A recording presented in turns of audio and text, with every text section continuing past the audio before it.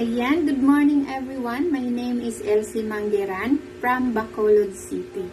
May dalawang anak, dating OFW for almost 12 years. Pero nandito na ako ngayon sa Bacolod City. Isa ako sa mga OFW na natulungan na dati naghanap lang ng extra pagkakakitaan habang OFW pa ako. At thankful na nakita ko tong opportunity na ito sa Facebook. Kaya nag-decide na mag-franchise or mag-avail. Kaya isa sa mga pinapangarap ko natutupad dahil sa negosyong ito. So mayroon tayo ngayong mga iba't ibang klaseng negosyo na patok ngayong 2024. Kaya kung gusto mong magsimula, so subukan mo. So una, mayroon tayo ngayong patok na negosyo, yung charging machine. So uso na talaga ngayong mag-charge ka na lang. So pangalawa, uso din ngayon yung mga bindo machine natin.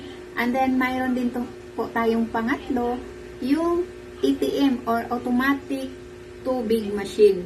O, diba? And then, mayroon din po tayong mga nakikita ngayon ng mga rental video case. And, ang grabe kapatok ngayon, yung online business. So, napakaganda kung mayroon kang one-stop shop business na like mga insurance, ticketing, e-loading, bills payment, remittance, at marami pang iba.